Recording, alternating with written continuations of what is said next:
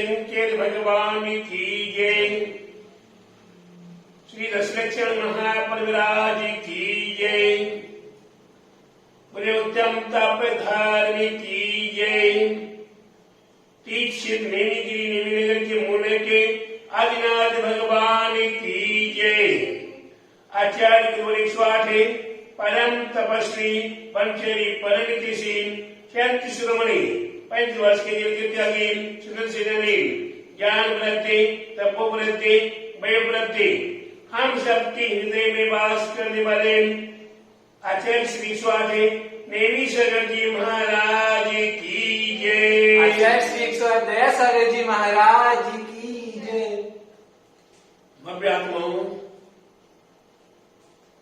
आज ये परम अवसर, परम पवित्र दिन हम भव्य आत्माओं के जीवन को बदलने वाला, आज तक हमारे आपकी सारी चाल वक्र चाल रही है,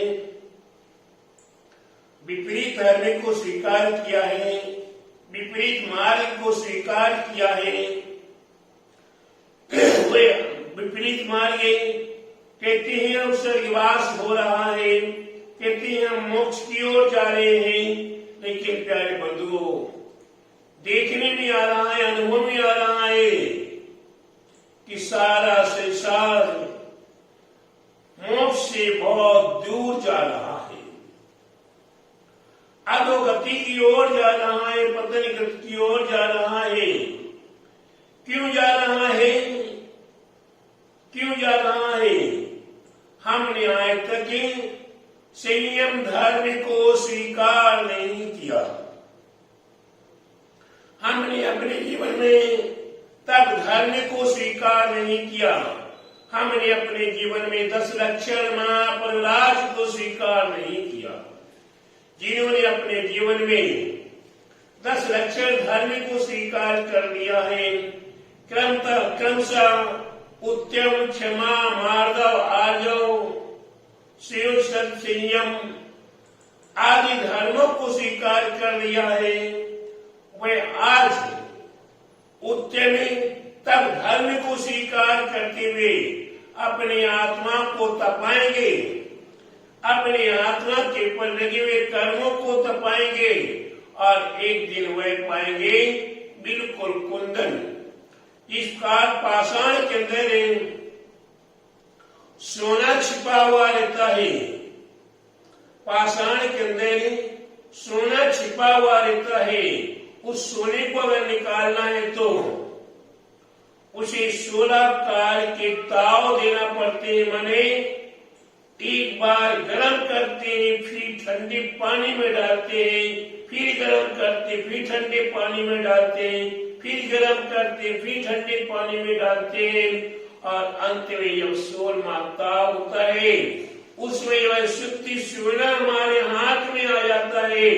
अब उस शुद्ध सोने को हम कितने कीचड़ में डाल दे, कितने गंदगी में डाल दे, कितने चाहे पत्थरों के बीच में गुजरा दे, लेकिन वह सोना अब वह पत्थरों में मिलने वाला नहीं है, कीचड़ में मिलने वाला नहीं है, वह पवित्र सोना है।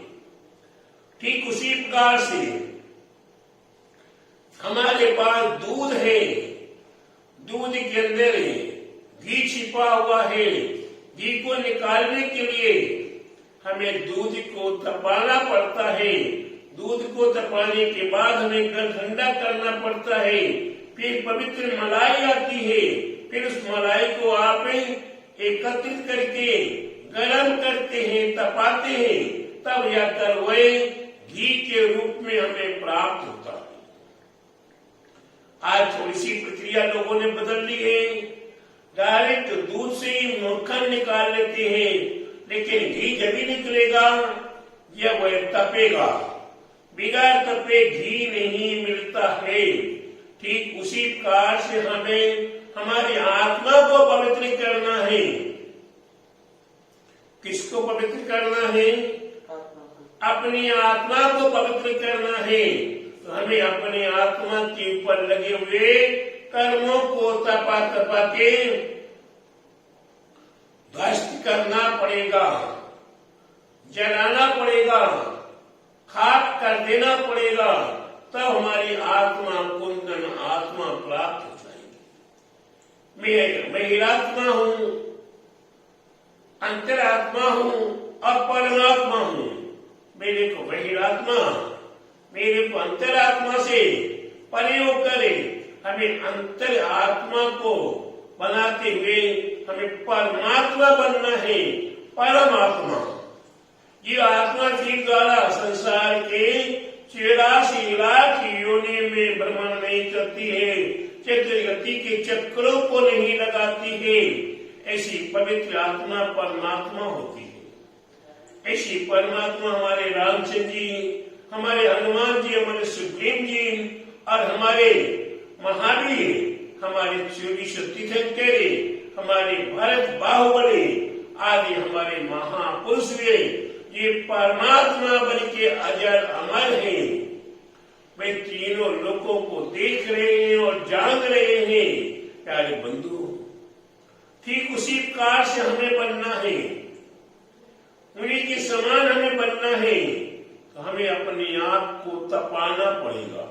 कैसे तपाए? अग्नि में घुस जाए, भट्टी में घुस के तपे, ना अग्नि में घुसना है ना भट्टी में प्रवेश करना है। हमें काय के माध्यम से तपना है, तपों के माध्यम से अपने आप को तपाना है। वह तप हमारे लिए हमारे आचार्यों ने 2 प्रकार के तप बताए हैं। एक अंतरंग तप है, दूसरा बहिरंग तप है। बहिरंग तप 6 प्रकार के, अंतरंग तप 6 प्रकार के। वे बहिरंग तप कौन कौन से हैं? अंशन, अमोदरी, वृत्ति पर संख्याने, रस परिचार, विविक्त सिंहासन, काय क्लेश। ये बाहर के तप है, ये हमारे 2 इंद्रियों पर कंट्रोल कर रहे हैं।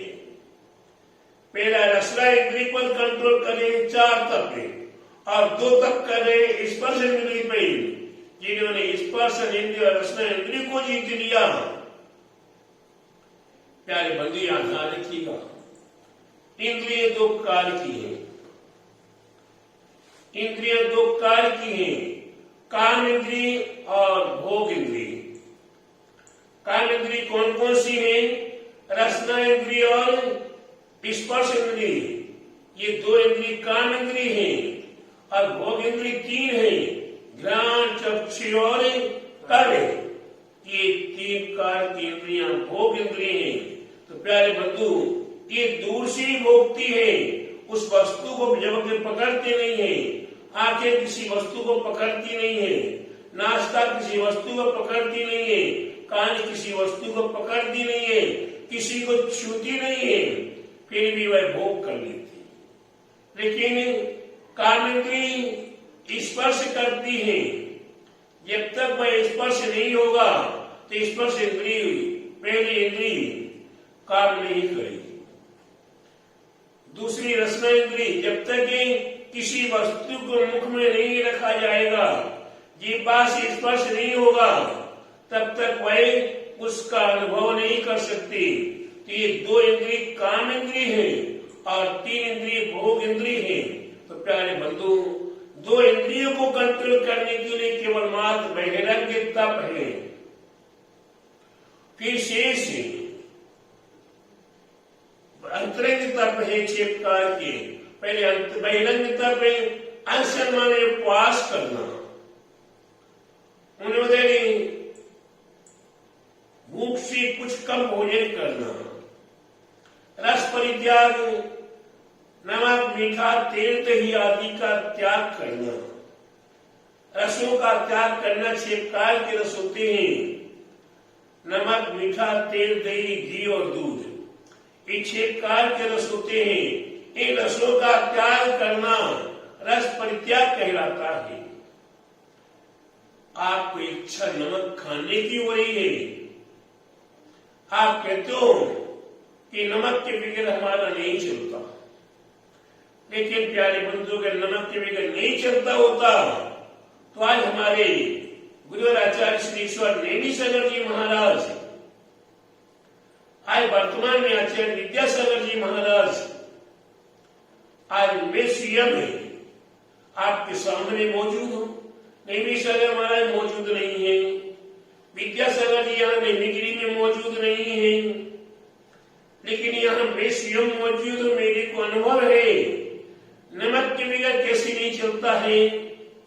आप कहते एक टेम नहीं चलता, एक दिन नहीं चलता है, एक खुराक एक गिलास नहीं खाया जाता बगैर नमक के।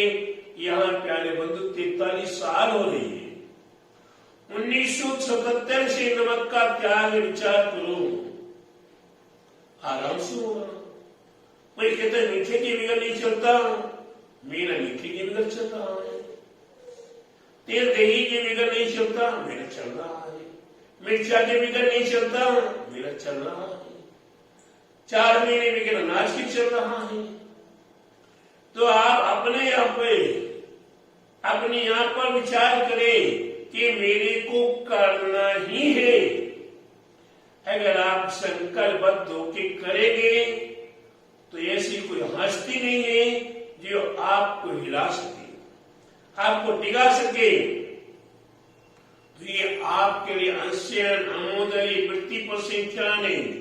वृत्ति माने नियम लेकर भोजन करने बैठना है, नियम लेकर भोजनशाला में जाना है कि आज हमारे लिए फलाना फलाना नियम मिलेगा तो भोजन ग्रहण करूंगा। आज हम इस सारे नियम पालन कर सकते हैं। मेरे को बहुत पुरानी बचपन की बात याद आ गई। बचपन की मतलब घर छोड़ने से पहले की बात याद आ गई। मैं चंचल तो था ही, उत्पाती था ही। कैसा उत्पाती था कि मेरे को आभास हो रहा है कि आज बढ़िया बढ़िया तेल की पकौड़ी बनने वाली है। जैसे ही भोजनशाला में पहुंचा, तत्काल बोल दिया मेरा तेल का त्याग। देखा कि आज बढ़िया बढ़िया खीर बनने वाली है चीनी डाल के, तत्काल बोल दिया कि चीनी का त्याग। बढ़िया बढ़िया घी का डाल के हलवा बन रहा है, बोल दिया घी का त्याग। कहने का तात्पर्य बने बनाए पर जाके बोल देना नहीं मेरा त्याग है। कि उत्पाती कहो, चंचल कहो, या अपने यहाँ पर दृढ़ विश्वास कहो कि इसके बगैर भी मेरा चलेगा। घर के 50 आदमी 100 आदमी ये सब चीज खा रहे हैं और हम बगैर इसके खा रहे हैं, मेरा चलेगा और चला है। तो प्यारे बंधु, उसी प्रकार से रस त्याग है। विविध से यासन काय क्लेश अपने शरीर पर मैंने बचपन की बात अनुभव किए कि मैं माला फेरने बैठा हूं भगवान बाहुबली के सामने, चिंतन कर रहा हूं कि भगवान बाहुबली कैसी सहन किए हैं। सांप, बिच्छू, गुहेरे, छिपकली आदि उनके ऊपर चल रहे उतर रहे हैं, खेल कर रहे हैं, लेकिन वह डमाडोल नहीं हो रही, बिल्कुल अधिक खड़े हुए हैं। सांप ब्राह्मणी आदि बना लिए, बेड़ चढ़ गई है। प्यारे बंधु, ये भगवान बाहुबली को देखते हुए चिंतन कर रहा हूं। साथ में यहाँ हाथ के ऊपर एक मच्छर आके बैठ गया। क्या कर बैठ गया? एक मच्छर आके बैठ गया और मच्छर खून पीने लगा। मैं विचार करता हूं समय पर, मेरा विचार उस समय की बात है कि मैं चिंतन कर रहा हूं भगवान बाहुबली का। ये वो सांप, बिच्छू, गुहेरी, छिपकली आदि चढ़ गए, उतर रहे, चल रहे हैं, वे अधिक खड़े हैं, आत्मध्यान में लीन है। ऐसे भगवान बाहुबली हमारे शरीर में जितना खून है, एक मच्छर ने अगर 2 बूंद पी भी लिया तो क्या फर्क पड़ेगा। उस मच्छर को भगाने के भाव नहीं हुए, उस मच्छर को मारने के भाव नहीं हुए। तो प्यारे बंधु, अगर संयम पालन करना है तो इसी प्रकार का विविध संयम से आप आसन लगा के बैठ जाओ। काय तेरे शरीर में क्या है का शरीर क्यों माय मोन माया ममता छोड़ दो। ये शरीर हमारा नहीं है। मैं एक हूं, नित्य हूं, निरंजन हूं। मेरी आत्मा ही परमात्मा है। वही आत्मा सब कुछ है। ये शरीर आज है, कल आत्मा निकल जाएगी। इस शरीर को जला दिया जाएगा, इस शरीर को काट पीट दिया जाएगा, इस शरीर को मिट्टी में मिला दिया जाएगा। प्यारे बंधु, इतना सा विचार कर लोगे तो काय क्लेश रूपी तप आप स्वीकार कर लोगे। नहीं तो ये मेरा शरीर तने सब कचरा लग गया, साबुन लाओ, सोडा लाओ, साफ करो। प्यारे बंधु, उससे कल्याण होने वाला नहीं है। कल्याण होगा तो आप उसके मोह का त्याग कर दो। किसके मोह का? ये शरीर मेरा है, ये शरीर मेरा है, ये शरीर मेरा है, ये मोह का त्याग कर दो।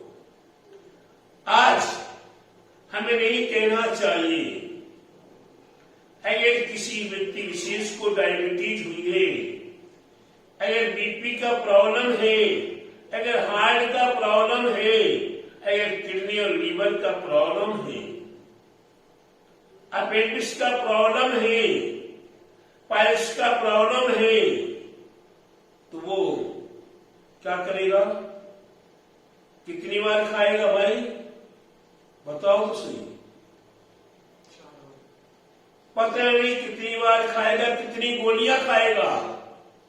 डायबिटीज की गोली अलग खाएगा, बीपी की गोली अलग खाएगा, किडनी की गोली अलग खाएगा, पास की गोली अलग खाएगा। नाना प्रकार की गोलियां, और वही एक एक गोली नहीं, एक एक साथ में 4-4 गोलियां होती है। अब भी एक बार नहीं, दिन में 4-4 बार, 3-3 बार, 2-2 बार गोलियां खानी पड़ती है।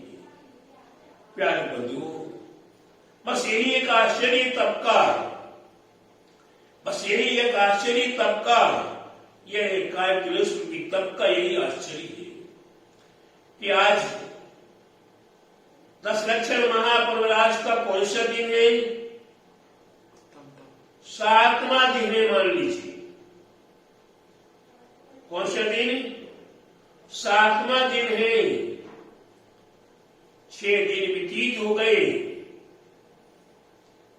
एक बूंद जल गया क्या? एक बूंद जल गया क्या? नहीं गया। एक दाना अन्य का गया क्या? नहीं गया। प्यारे बंधु, फिर भी शरीर चल रहा कि नहीं चल रहा? कोई औषधि नहीं, कोई दवाई नहीं। अरे प्रभु रूपी औषधि, प्रभु के नाम की जो औषधि है, प्रभु के नाम की जो ताकत है, ये तप की ताकत है। उस तप के सामने सब फेल है। इसलिए प्यारे बंधु, आप भी अपने जीवन में कुछ पाना चाहें तो ये पहले तो बहिरंग तपों को स्वीकार कीजिए। फिर इसकी उपरांत बहिरंग तपों में कोई दोष लगा है, बहिरंग तपों में कोई अनादर हुआ है, अपमान हुआ है, मृत्यु का तिरस्कार हुआ है, तपों का तिरस्कार हुआ है, तो फिर उन्हें पवित्र करने के लिए बहिरंग तप, प्रायश्चित, विनय, भैयावृत्ति, स्वाध्याय, ध्यान आदि 6 प्रकार के तप है। विनय करना, किए और दोषों का प्रायश्चित करना, हमें अपने से छोटे और बड़ों की विनय करना। अगर विनय करना नहीं आया, पंच परमेष्टि की विनय करना नहीं आया, क्या नहीं आया? पंच परमेष्टि की विनय करना नहीं आया, तो प्यारे बंधु, हमारे अंतरंग तपों का एक तप है, वे विनय रूपी तप नष्ट हो जाएगा। और विनय नहीं तो कहीं भी कुछ नहीं है। एक छोटी सी बात मेरे को याद आ रही है। तप के ऊपर भी है, विनय के ऊपर भी है। राजा श्रेणी अपने आप में बहुत बड़े धर्मात्मा थे। उनके धर्मात्मा होने की परीक्षा करने के लिए देवों के अंदर चर्चा हो रही है कि राजा सड़के बहुत बड़े धर्मात्मा है, बहुत बड़े धर्मात्मा वृत्तों को पालन करने वाले हैं, देवसार गुरु की अटूट श्रद्धा आस्था करते हैं, सभी साधुओं का बराबर से विनय करते हैं, आदर करते हैं। ऐसी चर्चाओं में चर्चा हो रही है। वहां दो देवों के मन में एक छोटा सा विकल्प आता है, बहुत बड़ा विकल्प हो कि हाथ कंगन को आरसी की क्या आवश्यकता, कैसे मैं जाकर परीक्षा ही न कर लूं, मैं जाकर क्या करूं, परीक्षा कर लूं। उस समय में राजा घूमने के लिए गए हुए थे और घूमकर लौटकर वापस से नगर में प्रवेश करने वाले हैं। वे देव एक सामने तालाब दिखाई देता है, उस तालाब के पास पहुंच जाते हैं दोनों देव और अपने रूप बदल लेते हैं। क्रिया से एक मुनि का रूप धारण कर लेते हैं और एक आर्जिका का रूप धारण कर लेते हैं। और वह दृश्य के रूप में क्या तैयार हुआ, आर्जिका 9 महीने के गर्भ के बराबर से पेट वाली। मुनिराज क्या करते हुए दिखाई दे रहे हैं, तालाब के अंदर से मछलियां पकड़ के कमंडल में रखते दिखाई दे रहे हैं। ऐसे दृश्य को देखते हुए राजा सड़क ऋषि वहां पहुंचते तालाब के पास, मुनि की दृष्टि जाती है कि सामने मुनि और आर्चिका विराजमान, और वे मुनि और आर्चिका के पास विनय पूर्वक के, नम्रता पूर्वक के धीरे धीरे पहुंचते हैं।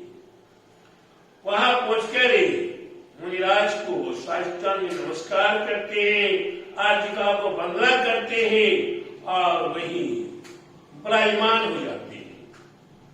विराजमान होकर फिर विनय पूर्वक आग्रह करते हैं, हे गुरुदेव हमारे कल्याण के लिए कोई उपदेश दे। वे मुनिराज उपदेश देना शुरू करते हैं। 5 अनुव्रतों का उपदेश देना शुरू करते हैं। 5 अनुव्रतों में पहला व्रत है अहिंसा। अहिंसा अनुव्रत है हिंसा न करना। ये उपदेश दे रहे हैं गुरु महाराज, तो उपदेश सुनते सुनते राजा सड़क ने एक शब्द पूछा, गुरुदेव मैं एक छोटा सा प्रश्न करूं? बोले करो। वही राजा सड़क क्या कहते हैं, गुरुदेव कथनी और करनी में कोई अंतर हुआ करता है क्या? विचार करो किस भाषा में बोल रहे हैं राजा सड़क के। उस देश के अधिकारी राजा थे, मुखिया थे, वो जो भी करना चाहे तो कर सकते थे, लेकिन विनय पूर्वक कहते हैं कि गुरुदेव कथनी और करनी में अंतर आप कह क्या रहे हैं और कर क्या रहे हो? गुरुदेव समझ गए। गुरुदेव ने समाधान के रूप में राजा सड़क को उत्तर दिया कि राजन मेरे तीव्र पाप करने की वजह से, चाहे मुनि करने की वजह से मेरा ब्रह्मचर्य भंग हो गया और मेरे द्वारा की आर्चिका गर्भवती हुई। अब इस गर्भवती में आर्चिका का बालक संभालना है, मेरे को संभालना है और इस आर्चिका को संभालना। 3 व्यक्तियों के 3 जीवों की बात है राजन, और मेरे लिए सारे नगर वासियों ने दोनों को निकाल दिया है, आहार आदि देना बंद कर दिया। गुरुदेव के राजन कैसे मैं अपनी आजीविका चलाऊं? तब मेरे लिए समय में आया। राजा कहते हैं कि गुरुदेव आपको ये काम करना यहाँ उचित नहीं, आप मेरे राज्य में चलिए, मैं आपके नौदा भक्ति पूर्वक मैं आपको आहार दूंगा। आर्थिका जब तक सुरक्षित नहीं हो जाएगी, जब तक सुखी नहीं हो जाएगी, तब तक आर्थिका हमारे राज्य में रहेगी, हमारे महल में ही रहेगी। और वह मुनिराज और आर्थिका को लेकर साथ साथ चल पड़े। कहने का तात्पर्य है कि मुनिराज को देखकर, आर्थिका को देखकर राजा सेठ जैसे महापुरुष जो आने वाली 24 में तीर्थंकर होने वाले हैं, ऐसे महापुरुष मुनि और आर्जिका के दृश्य को देखते हुए उसके बाद भी उनका तिरस्कार नहीं किया, उनका अपमान नहीं किया, उनके विनय से दूर नहीं हुए, विनय पूर्वक उनका मान सम्मान किया और उन्हें विधि बातें अपने राज्य में ले जाकर सारी विधि की। अंत में जाकर वे दोनों मुनि और आर्जिका देख लेते हैं, समझ लेते हैं कि हाँ भाई ये अष्टांग सम्यक दर्शन के पूरे पालक हैं, अष्टांग 8 अंगों में किसी प्रकार का चलमा लगा रहे दोष नहीं है। तब वह प्रकट हो जाते हैं वापस देव के रूप में कि राजा ने आपकी प्रशंसा देववती में हो रही थी, हमें वो सहन नहीं हुई, इसलिए हमने परीक्षा का रूप लिया और आपकी परीक्षा की, इसलिए गुरुदेव राजन आप हमें क्षमा करें। और वह देव वहां से चले जाते। कहने का तात्पर्य है आज हम अपने जीवन में देव साध गुरु भूले से भी सपने में भी कहीं दिख जाए, उनकी मेरी ओर से कोटि कोटि बार मिले। आप सभी भव्यात्माओं को यही निर्देश है कि आपको देवसाज गुरु कहीं भी मिल जाए, चाहे वो लेनीगिरी में मिले, चाहे बड़े मंदिर में मिले, चाहे शांतिनाथ मंदिर में मिले, चाहे दलपतपुर काजापुर में मिले, चाहे सागर साहेगढ़ में मिले, और चाहे दिल्ली बम्बई कलकत्ता में मिले, लाख काम छोड़ के, क्या लाख काम छोड़ के पहले देवसाज गुरु की विनय करना हमारे जीवन का सार है। अन्यथा हम कितने बड़े हो जाएं, चाहे कितने बड़े प्राइम मिनिस्टर और राष्ट्रपति हो जाएं, तो भी प्यारे बंधु हमारा कल्याण होने वाला नहीं है देवसाज गुरु को छोड़कर। देवसाज गुरु का जिनने अनादर किया है, जिनने अपमान किया है, उन्हीं का पतन ही पतन होता है। इसलिए आज उत्तम तप धर्म का दिन है।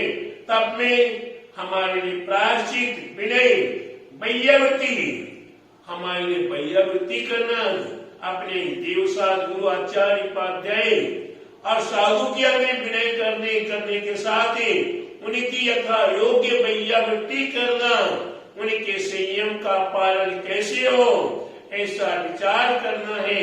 इसी प्रकार से प्यारे बंधुओं शेष और तप है, और तपों में भी फिर हमारे लिए और बड़े बड़े तप, एक दिन उपवास, एक दिन पालना, 2 दिन उपवास, 1 दिन पालना, 4 दिन उपवास, 1 दिन पालना, 8 दिन उपवास, 1 दिन पालना, 16 दिन उपवास, 1 दिन पालना, 32 दिन उपवास, फिर 1 पालना, फिर 32 उपवास, 1 दिन पालना, फिर 16 दिन उपवास करना आदि। इस प्रकार से अनेकों प्रकार के व्रत हमें बताए गए हैं।